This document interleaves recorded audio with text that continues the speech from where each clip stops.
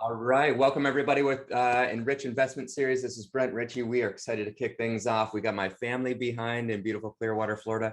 Like many fellow Canucks, we love our Florida and love our sunshine, especially as you get later in the winter and you're really looking for something different. So, really what we're going to be getting into with this EnRitch Investment Series, it was really created by so many people asking, hey, what about this, or how do I do this? And that's what we're trying to do, right? So if you got ideas, you're like, hey, I'm really looking to learn more about this, let us know, contact us, and then we will set those sessions up. So what are just a little bit of our story, our dreams? So I'm Canadian from the Toronto area, formerly did civil structural engineering and heavy infrastructure projects, and some development projects, and then really shifted over to industrial engineering, sales, and then getting into really the apartment space.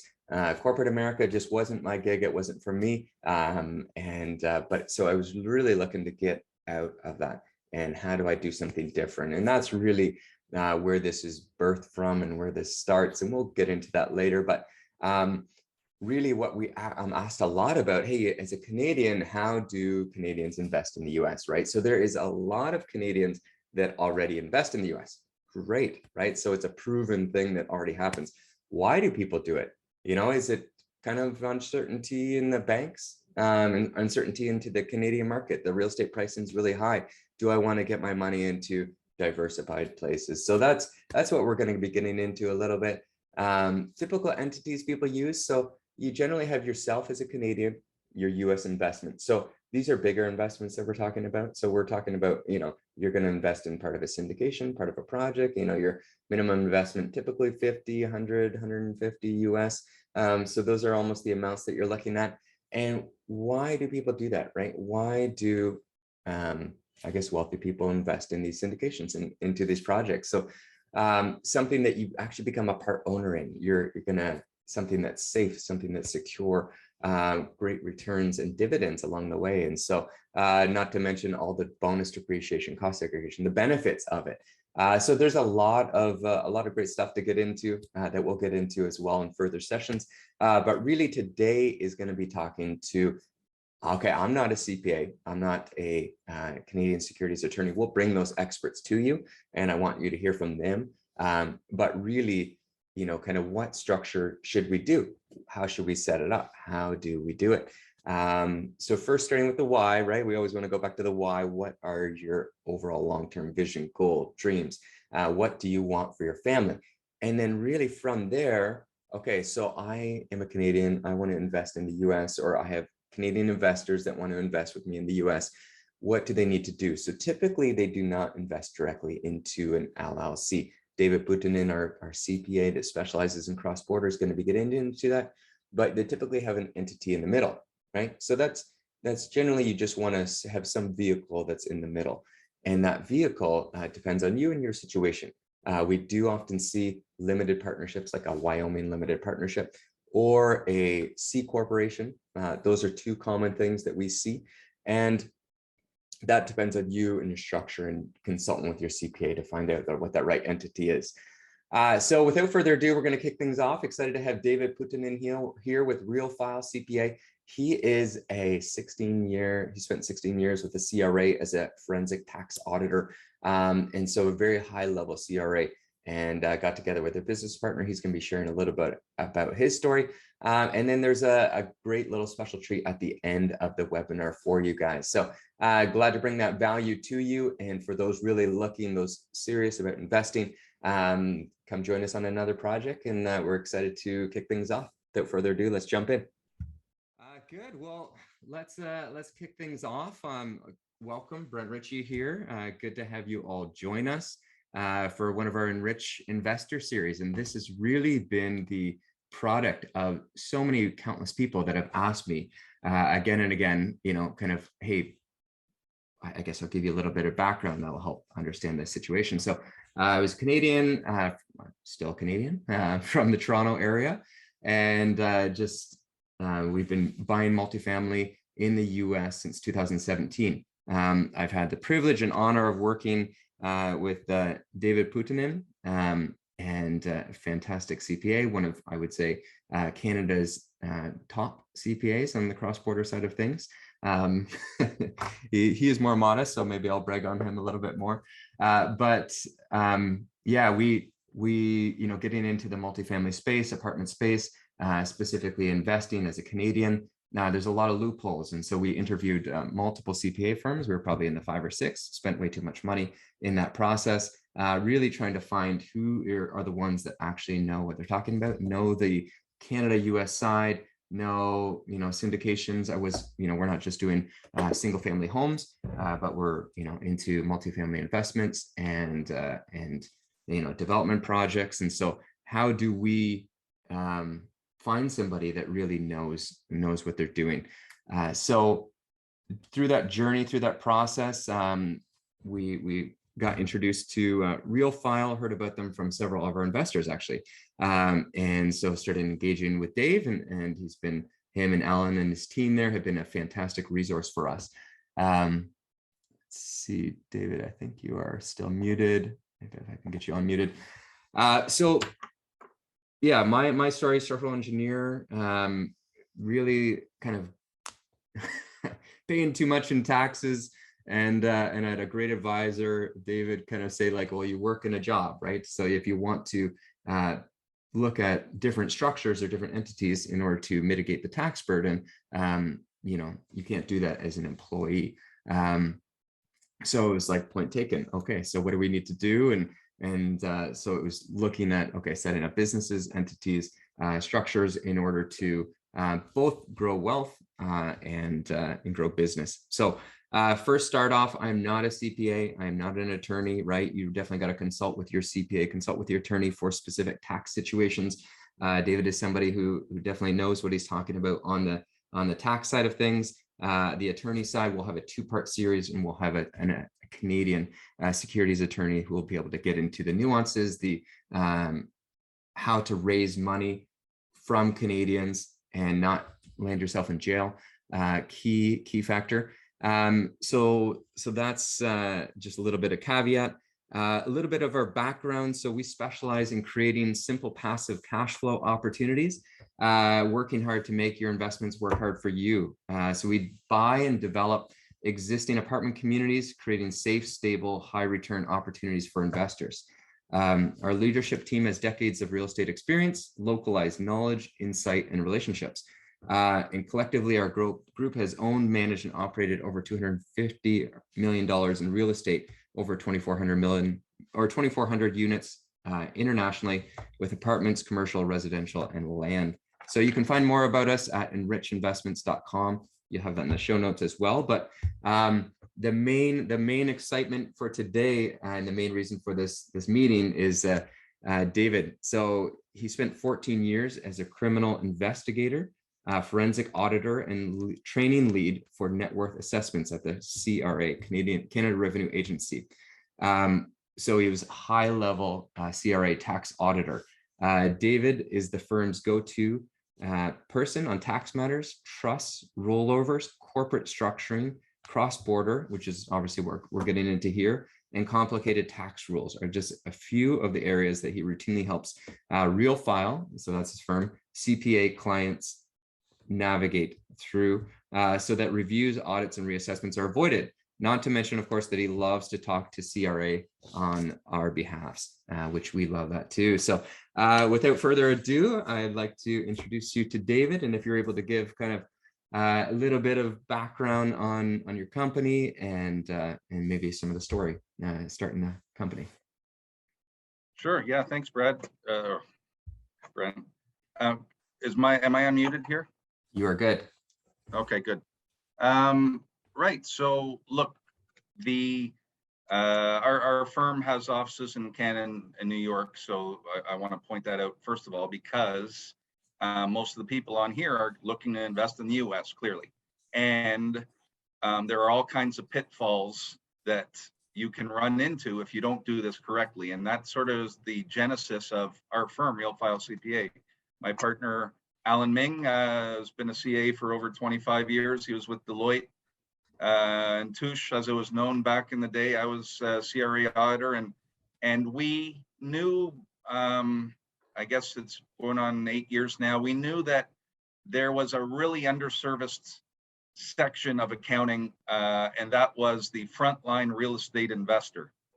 You can get the kind of advice we provide by going to KPMG and paying $900 an hour, or to any other of the big four firms and paying exorbitant amounts of money for the advisory.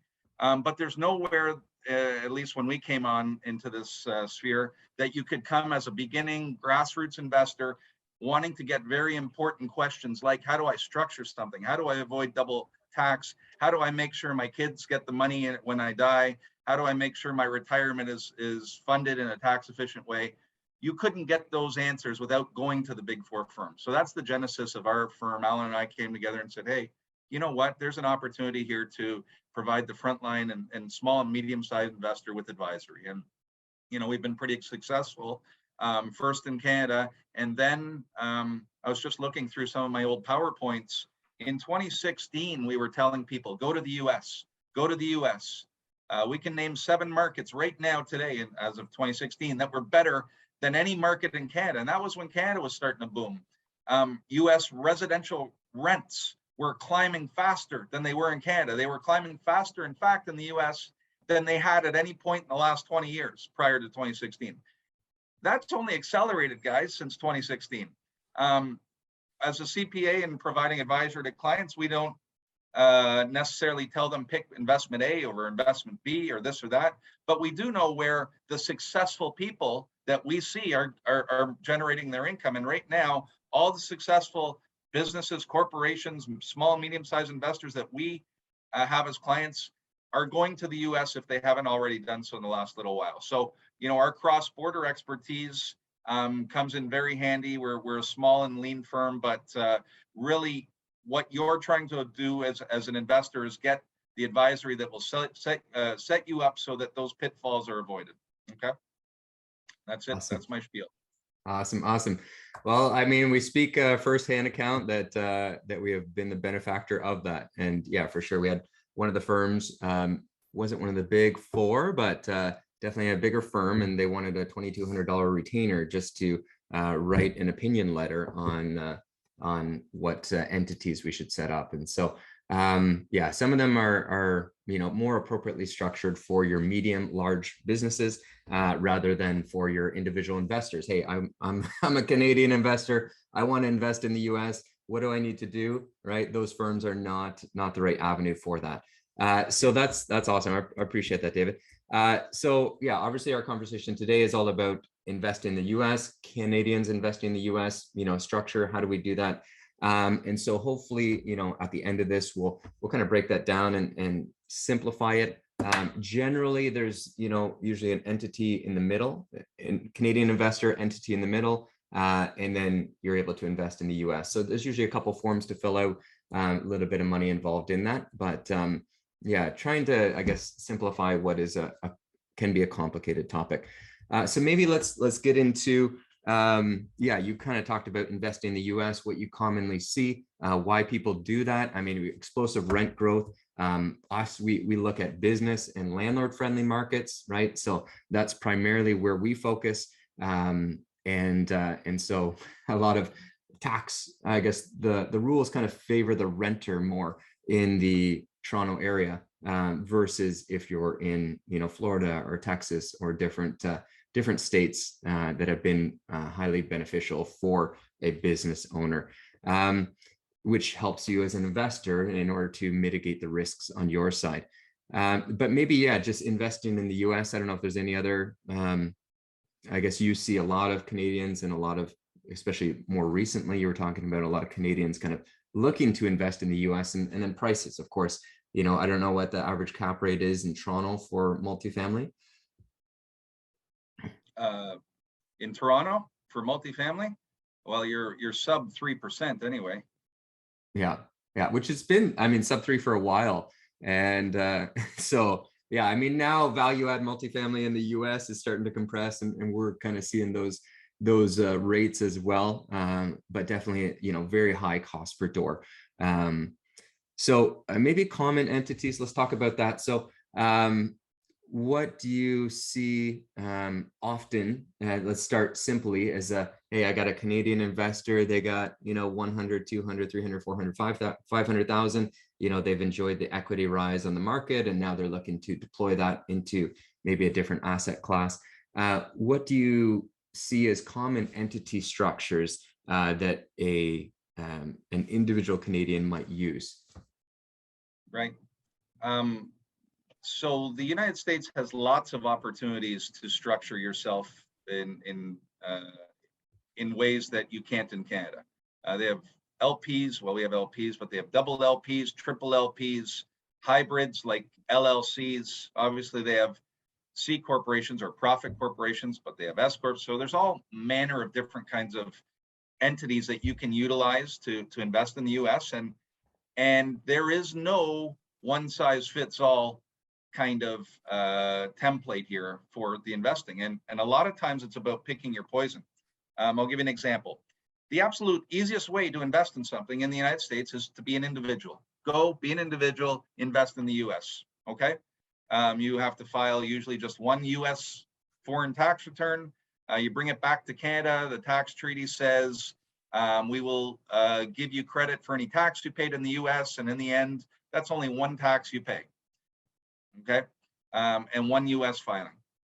However, the poison side of that is, one, you have no liability protection. Two, you run into accredited investor rules. Three, you have no estate planning opportunities. If you die, you may well pay tax in the US on your estate. We don't have estate taxes in Canada. So for higher net worth individuals, there's an important reason to not invest in your personal name. There are all kinds of benefits to a certain structure, but there are also pitfalls as well. And so, when we talk about an option for an investor, normally it is beginning with, okay, what is your own situation? What are you trying to achieve? Are you trying to achieve lightly taxed dollars that you can grow over time and then benefit your retirement, say, or your beneficiaries? Or is your desire to generate income now that you need for your lifestyle now? Are you a higher net worth? Are you, are you mid net worth? Are you investing $20,000 or are you investing $2 million? Right? Those kinds of things that will influence the type of structure, but it would go anywhere from like your simple invest in your personal name all the way up to a layered approach. A layered approach would include the use of a US C corporation, usually, or a US limited partnership, but something in the US that comes between you, the individual, and the investment, okay? That's some sort of blocker or some sort of wholly contained US structure will provide some protection from liability, from estate taxes, may perhaps provide for the growth of the income at lightly taxed dollars, right? Very important for people who are trying to grow a retirement fund. So that kind of structure might be for you. But again, a structure like that will cost you more, right? If you're only investing $20,000 and it costs you $3,000 to set up, well, you might say, well, that's a lot to pay. So it's about going through the options and seeing what fits in with your individual situation. Okay. Yeah, no, that's fantastic. And again, not the smartest guy in the room. Always love to have people that are way more knowledgeable in their topic of expertise. And so that is fantastic. Maybe let's talk about somebody that's got 100,000, 200,000, 300,000 that they want to invest in the US. What would they, maybe in just as an individual, so this is not money that they hold in a business, but it's just as an individual, like a limited partnership, I know is a common structure that that kind of is used. Maybe we could just talk about that structure a little bit. Yeah. So a limited partnership, and when we're talking about people with 100, 200, 300,000 to invest, what part of the question as well is, what are you investing in? Are you buying your own property? Are you buying a unit in a project like yours, Brent, one of your apartment buildings, something like that, in which case you'd likely be buying a unit in a limited partnership, because for you as the promoter and the manager of the project, right? For you, it would make the most sense to provide limited partnership, a limited partnership structure. That way you could invite money from the US, from Canada, and it's also a complete flow through. So I have $100,000. I want to buy a unit in this development because I think it's the price and the of the property being purchased and the management, all the criteria that I use to discern the quality of investment line up. So I buy a unit in a limited partnership. Now the question, of course, is how do I buy that unit? Do I buy the unit in my personal name, in which case the money that the partnership earns will flow out directly to me in my personal name? I'll pay US taxes on it. And then I'll get a credit in Canada for the taxes I paid in the US. Almost invariably, the taxes you pay in the US will be lower than what you pay in Canada. So you'll get a full credit in Canada for that, okay? And then you'll just pay tax in Canada on that income. The issue with that, though, that kind of structure, if I do that in my personal name, buy a unit in your development, is I can't grow that. That's not scalable. That's not lightly taxed dollars, right? Now you contrast that with me setting up a US C corporation, which invests in the limited partnership. And now that US C corporation is going to be taxed at currently 21% on the income it receives. Okay. Now I can continue to keep that income in the US corporation and grow it in the US, and it's only paying 21% tax. Whereas perhaps if I'm a high net worth individual, had I done it individually, I'd be paying 50% tax on it, right? So there's an opportunity for growing a portfolio by adding a different type of structure in between the limited partnership and the investor. Okay. Right. So that's like, as the Canadian individual then would own either a USC Corp or a limited partnership, and then that limited partnership would then invest into the syndication model. Right. So the Canadian individual, and here's where we have to also recognize that in the United States, US residents typically don't use corporations. They aren't good typically for US residents, okay? In Canada, we love corporations. I think Canada has more corporations per capita than any country in the world. So, per person, we have somewhere like 4 corporations per person in Canada. It's incredible if you knew how many corporations there are out there. But so a US corporation, the problem with a US corporation is double tax. The corporation pays tax, and then when the money comes out, the dividend is again taxable to the shareholder, right? In Canada, we have a dividend tax credit that offsets that second tax, and it makes it work. In the US, they don't have that. So we can't have you owning a USC corporation in your personal name because you end up being double taxed. So, using a USC corporation would necessitate a Canadian parent company above it. This is called the layered approach, right? And you'll appreciate that you're spending money to set this up. You're spending money for compliance obligations each year, reporting, right? But the spending of money, if it makes you money, is a good idea. If this is going to save you taxes, then it's a good idea. But it's got to be a certain quantum we're talking about. So I would say $100,000 would be enough to set this structure up, still come out ahead. Incidentally, you mentioned a limited partnership. A limited partnership isn't going to give you this same kind of opportunity to grow lightly taxed dollars, because a limited partnership is a flow through. It has to flow out to somewhere. Okay, so you could have your limited partnership that you're investing in and use another limited partnership to invest in it, right? But that doesn't get you anywhere tax-wise in terms of growing it at the 21% tax rate like the USC Corp does. One last note I'll say, in the US, I said they don't use corporations. They use LLCs almost like we use corporations. Investors, LLCs are a very, very strong opportunity to get liability protection and have a flow through. But unfortunately for Canadians, an LLC that's left unprotected, i.e. you own the LLC directly, will result in double tax. So you do not want to be buying an LLC directly or owning an LLC directly. You need to have it layered. And that's why we typically don't go into LLCs at all with any of the structuring we do.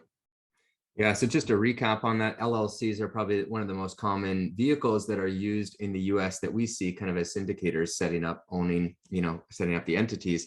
And so if a Canadian invests directly into that LLC, then they would be Canada, just so if I'm recapping this properly, Canada doesn't recognize that LLC as a flow through. They see it as a corporation. And so you're going to be taxed in the US, and then you're going to be taxed again in Canada. Is that where that double tax kind of breakdown comes from? Exactly correct. Okay. Okay. So what about LLCs if it was set up as a C Corp, kind of taxed as a C Corp? No, I mean, if it's attached to a C Corp, that's fine, because we find some people, in the US, you can have an LLC and you can designate it as a C corporation, Yeah. but the CRA doesn't care what you called your LLC. It's still an LLC to them. So you can call it a C Corp and have it taxed that way in the US, but it still doesn't work for Canada. The only way you can avoid the double taxation is to have that LLC blocked essentially by a corporation. So you'd have a US corporation that owns the LLC. There are many good reasons for setting that up. If you're doing, in a limited partnership, Brent, you're doing a syndication. I'm sure part of your limited partnership will have an LLC in there, which may well own the property, because an investor might come along and it's easy to buy an LLC, right? You can trade an LLC much easier than you can trade the registration or the title of a property. So something like that is a good reason to use an LLC. But suffice to say, if you're using an LLC, you better have a blocker in between that LLC and you individually. Awesome. Awesome. So that's good. I know one of my fellow friends here from Mississauga, he had his somebody else invest with them, and then yeah, they had quite the experience because they, as a Canadian, just invested directly into the LLC. And as syndicators in the US, it's kind of like you're raising money and you're just like, hey, no problem, we'll get you in.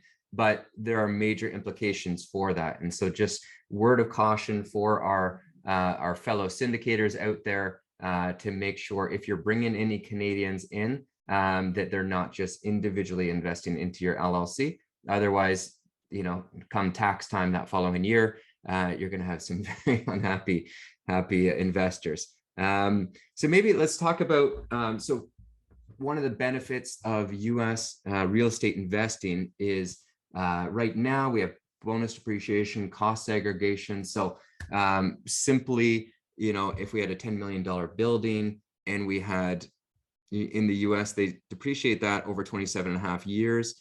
So that works out to be $363,636 a year. So if we had $10 million building, let's call it $3 million of equity, $7 million of debt, then we would get, for that $3 million, we would be able to depreciate 10% a year, right? So that's just your straight line depreciation method. What the US allows to do is cost segregation studies. So instead of saying, hey, that $10 million building, actually, let's take off the land. Let's say the building itself, right, depreciates 27 and a half years. The windows last, whatever it is, 15 years. The carpets 10, the countertops are a certain age. They break down all the components of the building. So instead of having 363,000 that you're able to depreciate every year, it might work out to 80 to 90% of the equity into the project, depending on the specific project, of course. So that's tools that are available in the US to help mitigate the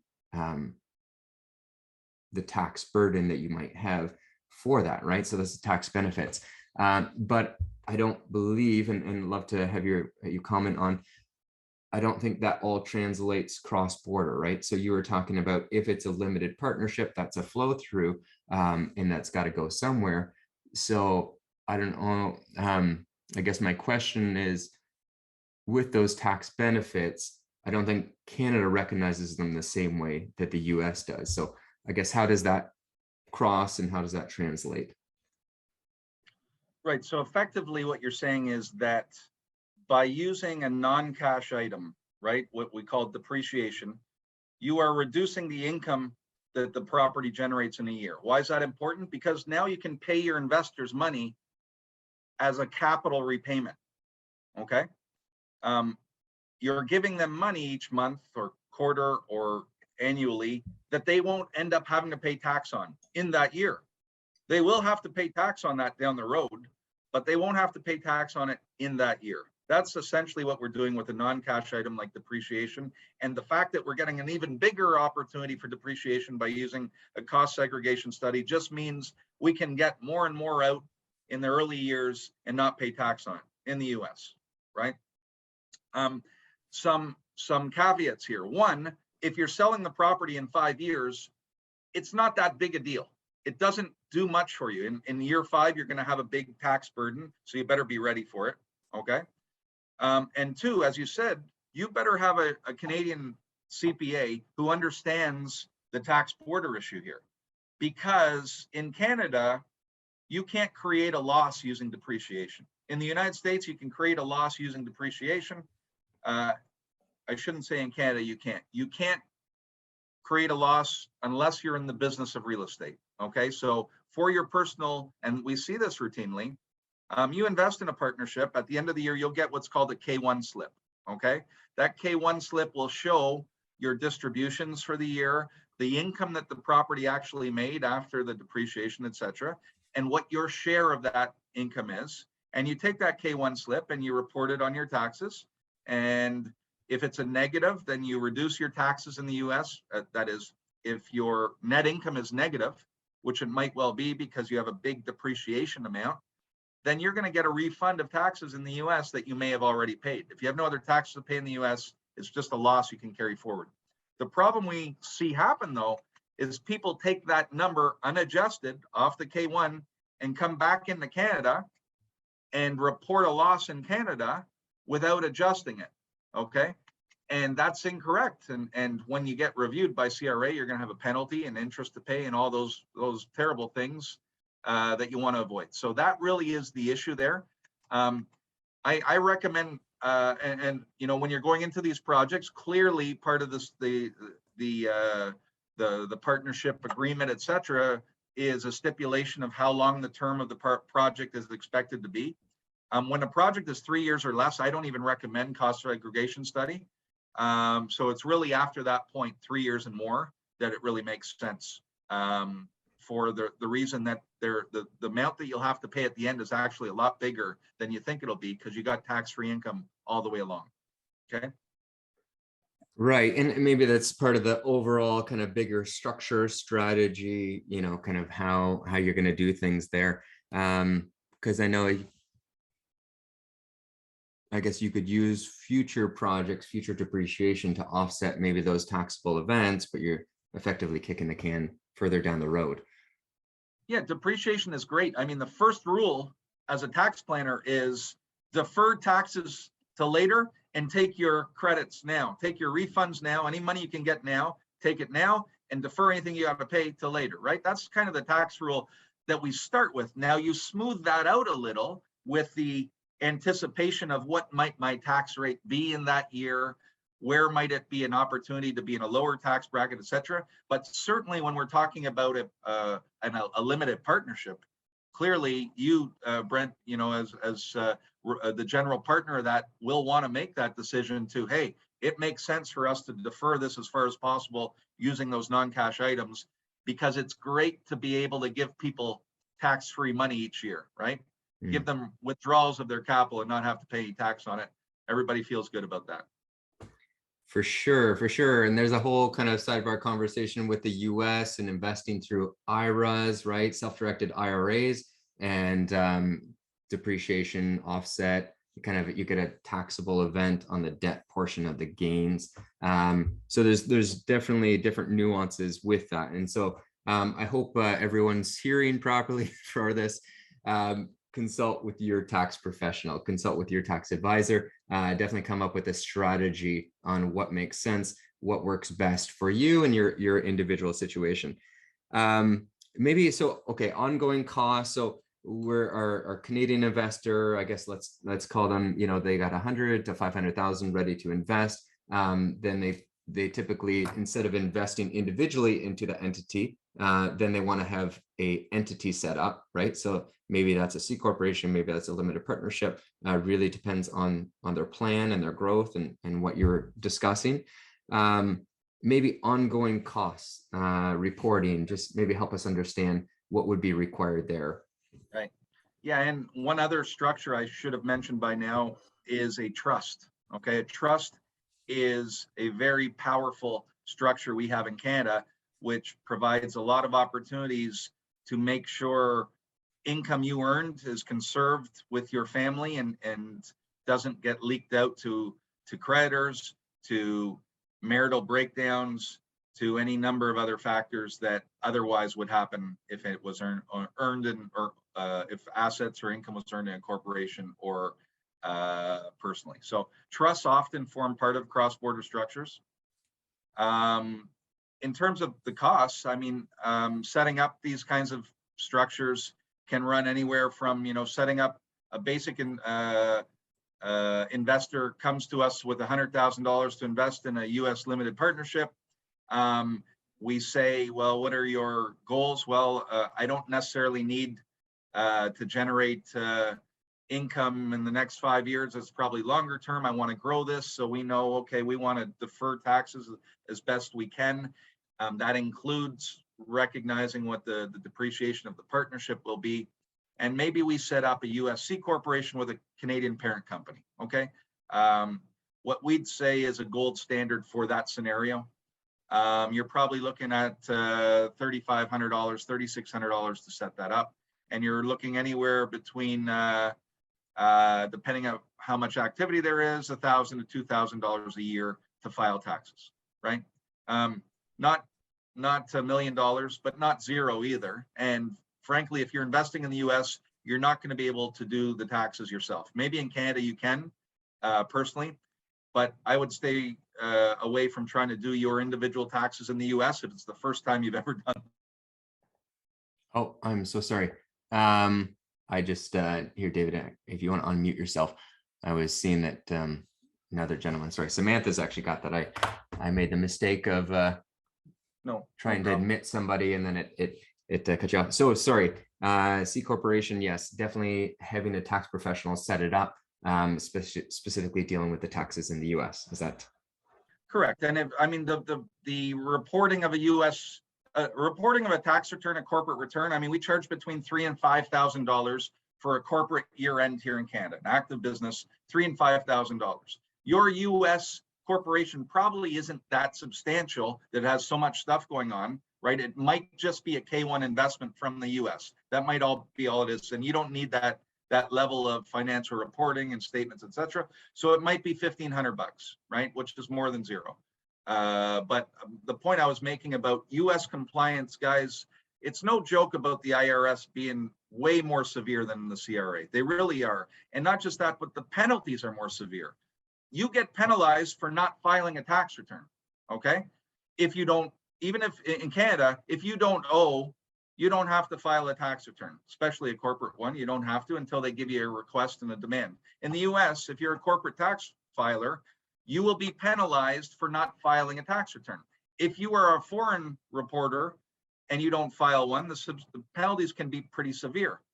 Now, there are a list of mitigations and abatements that a CPA can help you with, but you don't want to take these things on your own. So short story is, it will cost something to file, whether it's personal or corporate. Don't try to take these on, but it's probably not as much as you think, and it's going to make you money. If the structure is set up to make you money, then the compliance obligation is the cost of doing business, and it will be factored in. Awesome. No, that's fantastic. And I think just having that overall, reading a book right now, Tax-Free Wealth, and just having that structure, that plan, where's your money flowing into, and how are you being taxed and structured, and dividend is a critical part to any wealth strategy. So that's awesome. Definitely appreciate that. So in the States, again, I'm not a securities attorney. In the States, there is the SEC, Securities and Exchange Commission. Reg D, 506B and C are the most common entities that are used. Canada has some as well. They have exemptions on if you're raising money in the US, in Canada, what are exemptions that you need to follow. And me and David were talking just right before this, there are some 3 high profile cases of people that did not do that properly, and you want to avoid being in the newspapers or worse. So that is a second session that we'll get into with a Canadian securities attorney. So neither one of us are professionals in that, and so we'll definitely have that conversation for a later date. Yeah, I'd make a comment about that though. Sure. This is for all the people looking to invest. What you're seeing Brent do here is what you should be asking of anybody you're putting your money with. Have they considered the securities exemptions? Have they reached out to a securities lawyer? Have they considered the exemptions available and made sure you qualify for them? Because the three investors, we see so many times people raising money, setting up a website, hey, we're investing in stuff, not realizing that right off the bat, they're violating securities rules, okay? You better make sure that the person, because the person who you're going to be investing with is taking these into account, because if they're not, any number investor in that project can bring the whole thing down because it's complaint driven. So the three that I'm talking about, we have lots of clients who've invested with those three all across Canada. It only takes a single investor to cause the SEC to go in, freeze all the assets, and now nobody's getting paid from it, right? So I certainly give you kudos, Brent, and this is part of why we're working with you as our client, right? Because you are crossing the T's, dotting the I's. It wouldn't look good to us if your investors weren't covered under the appropriate securities commission. So that's just the sidebar I have for all your investors. Appreciate it. No, it's a lot of diligence that's required, and I think we all take that very seriously. And so yeah, that's good. Knowing the compliance, right? Knowing what you need to do if you're raising money, if you're accepting money. So Securities, Exchange Commission, or the OSC or the CSA, those are the Canadian, or the Ontario and the Canadian governing bodies. I think they define anytime you're accepting money from somebody with the anticipation that they're making a profit, right? I believe that that's how they define, and maybe you have a better definition of it, but I believe that's how they kind of define if you're. Yeah, I don't know, and the definition, I could probably come up with definition, but I played golf a couple of years ago with the president of the Canadian Securities Commission, and basically the way he summed it up was perfect for me. He said, do you think I go into work, or do you think all these people that I'm investigating go into work each day and say, how can I make $1 million by being ethical today, right? So essentially that kind of sums it up for me. The people you want to be investing with, you want to make sure they're doing things ethically, right? That's the first criterion we look at, as an investor myself. Okay, what is the ethics involved in the kinds of things they're doing? Are they disclosing things? Are they making the appropriate information available to us? And those are the kinds of things you're doing. So what is the exact exemption, or what is the exact requirement for being registered under those acts? Definitely talk to the Securities Commission lawyer, but start with that general premise, right? Is that person behaving ethically? Awesome. Yeah, and I mean, before you look at any deal, hey, I want to invest in this deal. Do I trust the person as an individual? If I wouldn't trust them around my family, definitely would not invest any money with them. So yeah, the trust factor is a huge one. Okay, so that's good. OSE, CSA, again, that'll be a second part series where we'll really get into that, and then get into the exemptions. I don't know if you want to make any comments on the FAPI or FERPTA. Yeah, I mean, FAPI and FERPTA, many people probably never heard of these. Those are just simply the tax rules that are involved for cross-border investors, okay? FAPI is means when you have a foreign entity, okay? If you own a certain percentage of a foreign entity, if that entity earns passive income, okay, it's called foreign accrued property income. So if that, let's say you're a Canadian investor and you own a U.S. C corporation, you own a foreign affiliate, a U.S. C corporation, and that corporation earns income from the Ritchie investment, then that technically could be subject to FAPI. And what does FAPI say? FAPI says, if you're okay, so it stems from people using corporations in other jurisdictions and earning money in it and never bringing it back to Canada, and therefore Canada never gets a share of the income, right? So Canada tried to change this by saying, we're going to tax that US corp, even though it never came back to Canada, all right? However, there are ways that you can avoid the FAPI tax by doing things legitimately in the US to make sure that your foreign affiliate is not taxed in Canada. One of them is, for instance, it used to be the US tax rate corporately used to be 25%. Well, the Canadian FAPI rule said as long as your US or your foreign corporation pays a minimum of 25%, and as long as we have a tax treaty with that company or that country, you won't have to pay tax on it. So FAPI, it's not something people usually have to worry about as long as their accountant isn't asleep. If your accountant's awake, they're going to address that and you probably won't have to worry about it, okay? They'll make sure the right things are put in place. The other one, FIRPTA, refers to actually the sale of a property, the sale of an interest in a property. If I own units in a limited partnership in the US that owns a property and that property gets sold and I share in that income, then I'm subject to FIRPTA. And FIRPTA is just a withholding. So before you get a share of the profits, the IRS wants to withhold some of that tax, okay? So how do you navigate that withholding so that, one, it's reduced because you know you're not going to owe that much tax when you file your tax return. Perfect example, you sell a property right now, here we are February 23rd in the US, and let's say withholding on that property is 25% of the gross proceeds, right, including your original capital. You're going to have to wait all the way until next April to file a tax return and get a refund under FIRPTA. Well, if there's a exemption available, your accountant can reduce that withholding to get it reduced down to a minimal amount. So you don't have to wait all the way until next April to get that tax refund, okay? FIRPTA, though, has to be navigated with any kind of sale. And we work often with limited partnerships, other investors in the US to reduce that withholding, to make sure that you have more money in your pocket to do the next deal, right? You don't want to wait. It's not just that pay me now or pay me later. That's money you don't have to invest in your next deal. And surely once you ring this cash register, you want to get it and put it into another deal, right? Awesome. I love it. Love it. And the prices, somebody was asking, the prices we were talking about earlier, just the general range, those are in Canadian dollars, right? Correct. Yeah. So to set up the structure, a US Canadian Corp, 3,600 Canadian, anywhere between 1,000, 2,000 generally for filing the taxes for that structure, Canadian dollars. Canadian dollars. Yeah. So for our American counterparts here, that's like, about 25, 30% discount. So there you go. Awesome. Maybe, so we'll have just lessons learned, kind of something you've seen. Hey, a Canadian investor that's looking to invest, or an American maybe syndicator that's looking to bring in some capital from Canadian investors. Just pitfalls to avoid. We've addressed on a bunch of those, but anything else that?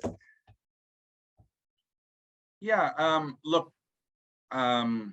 So my accountant hat, my own investor hat, I'm invested in projects in the US because I think there's opportunity there to make good returns that I can't find in Canada.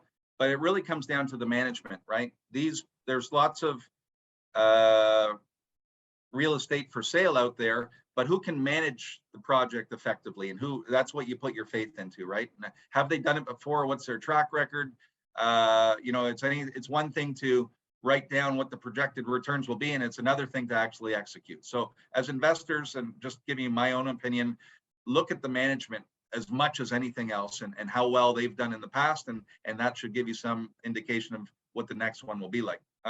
For me, some of the pitfalls, well, first of all, I say your objective has to drive your structure. Your structure shouldn't drive your objective. What do I mean by that? Well, if your desire is to reduce long-term capital gains on the sale of a property, say, then maybe you want to set up something like a limited partnership rather than a corporation for your investment in that particular investment.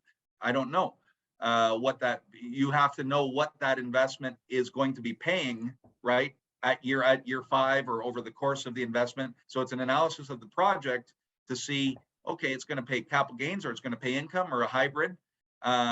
Your objective has to determine what your structure will be. Don't go into something with a structure without first determining what your objective, what you're trying to accomplish. If your desire is to generate an asset base or an income base for your beneficiaries, right?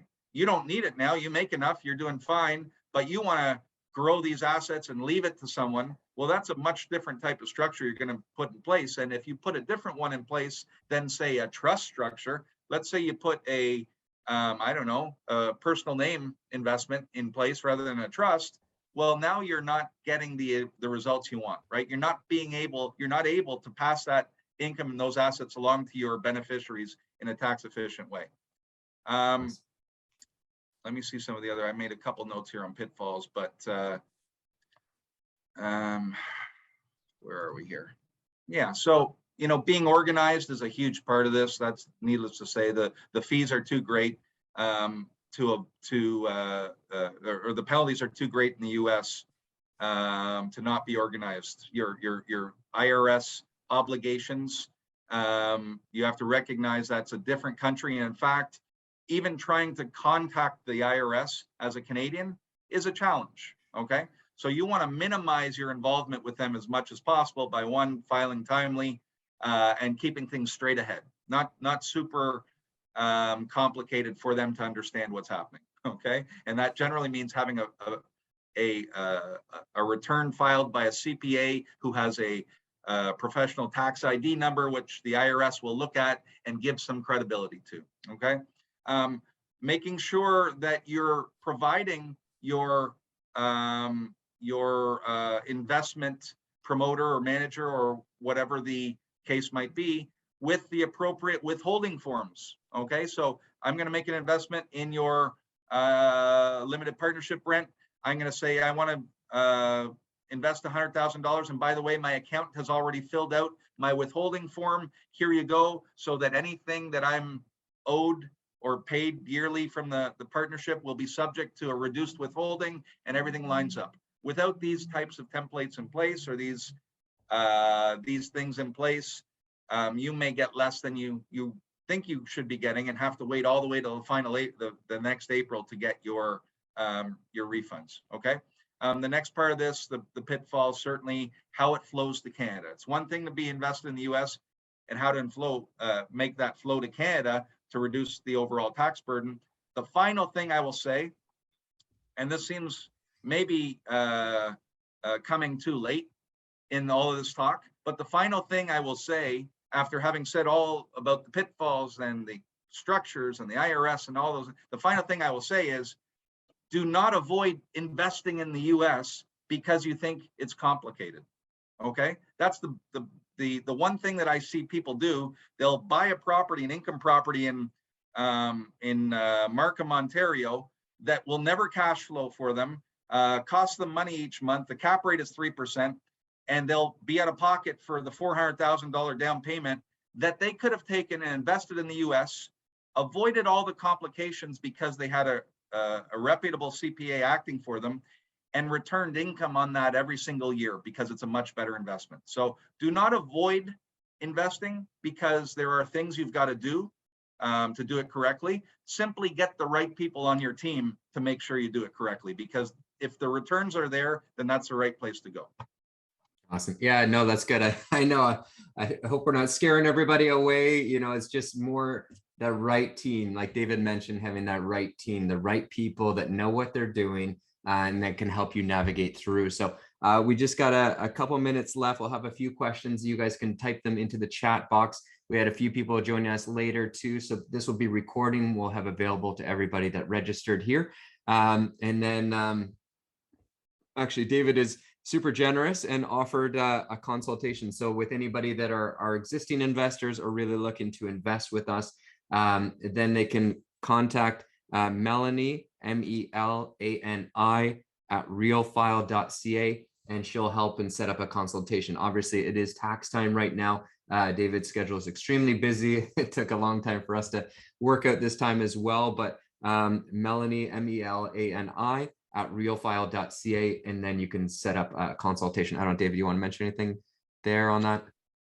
No, that's great. I mean, we are super busy right now, and but look, you're getting the right advisory before you do something is paramount, right? The problems we see are usually people who've done stuff and then decide, hey, maybe I should put a structure in place. So, you know, figure out what you need to do, whether it's with me, whether it's with another reputable cross-border expert and get the right structure in place to avoid the problems down the road. I got a question here from someone. I should have touched on this. This is a dual citizen, US and Canada, who's currently living in Canada. They're asking, what's the plan? Well, again, the plan could be any number of things depending on, are you moving back to the US? Are you staying in Canada? Do you have dependents? How much do you earn? Do you have a 401k? Do you have RRSPs? Is your objective income or is it growth? So that's what an advisor does. There is no plan I can put out here and say every single person on here should use this plan, right? It'll be customized to who you are and what your goals are to accomplish. Awesome. Awesome. Okay, suffice to say, though, I should say the cross-border, a dual resident does cause some issues. And in fact, we have a lot of US citizens who reside in Canada who haven't filed taxes in the US in many years. This is a big problem. The IRS actually will reach out and come after some of these people if they know about them. So you can use an amnesty to catch up on the taxes, but cross-border does provide some unique challenges. Dual residence provides some unique challenges. Yeah, because so if maybe you could talk on this a little bit more, but US taxes income abroad, wherever people are, right? And then, but Canada is just for residents of that country. Then they're going to be taxed on the income that they generate in that country. Is that? Well, no, so both countries tax residents on worldwide income. So Right. In Canada, you will pay tax on income you earn anywhere in the US, anywhere in Canada, as a Canadian citizen or resident. The United States taxes not only residents, but citizens on worldwide income. So if you're living in Canada, but a US citizen, you're still going to have to pay tax on that. Whereas in Canadian non-residents aren't paying tax in Canada, even though they might be a citizen. So that's the big difference. Okay. So yeah, your residency as a Canadian, your residency is critical. If you're in Canada, then you're getting taxed globally on any income. But if you're a Canadian citizen living elsewhere, then I guess Canada doesn't specifically tax on the income that is not earned in Canada, if that's not your residency.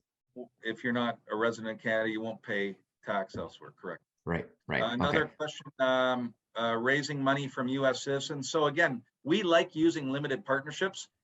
A lot of times, if you've gathered from what I've talked about, a lot of times the challenge is for the investor coming into the deal to appropriately structure. The project itself, the company raising the funds or the LP has got a really solid structure. So we love LPs even in Canada. It's a question of how these US investors want to approach that. They probably don't want to use their LLCs. They probably don't want to use a corporation. But then once we get into what they do want to use, then it comes to an individual situation of what that investor wants to accomplish, what amount they're using, and so on and so forth. Okay? Awesome. And then we got a question, what impact does residency make? So we addressed that a little bit, if Canadian changes to US residency before or after investing. So, okay, say the individual lives in Canada right now, they join us, they invest, and then they change their residency to the US, right? So they move from Toronto to Florida. When you become a non-resident of a country, you have a deemed disposition of all your holdings, right? If you're leaving Canada, you have to pay essentially add up what your capital gains might be on any type of investments you hold and pay tax to the Canadian government. Now, if you're invested in a project that can be reasonably, so if it's early in the project, it probably hasn't gone up that much in value, so there's probably no disposition tax that you'd have to face. The longer you wait, the more it might have gone up in value. But there may be ways to demonstrate that the untapped, the uncrystallized gains are lower than they might actually be. So suffice to say, there is some reporting required. You can't just leave the country and take everything with you and not pay tax on it. So how much you pay and what the strategies are, that's what you talk to an accountant about. Yeah. Awesome. That's what you get these professionals involved with. So We got another question. When you get taxed in the US, does the amount of tax you pay to the US deductible or help reduce Canadian tax? So what David was saying is really depends on that structure, that entity, what you use. There is cross-border treaty for the right structures. I don't know if you're able to comment anything else on that. Yeah, so any country that Canada has a tax treaty with, the purpose of a treaty is to eliminate double taxation so that residents can operate in either country and not pay tax on the same income twice. So I talked about the structures that were available to you. One structure that won't match the treaty is the LLC. But other than that, if you're doing your personal name, then you will get what's called the foreign tax credit in Canada for what you pay in the US. And I said that the tax you pay in the US would actually be less than you would have paid in Canada anyway on that same income. So essentially, the tax rate is all we have to factor in when doing our calculations. But you do get credit for taxes you paid in the US if you're structured correctly. Okay, that's the whole point of doing this. The whole point of having advisory is to minimize your tax burden. Okay, number one, for most people, minimize that tax burden. Then the second might be liability protection and estate planning, and long-term capital gains, whatever it might be. But first one, your accountant wants to make sure you minimize the tax. We wouldn't be setting people up in these structures to help them pay more tax. That's not what we'd be doing.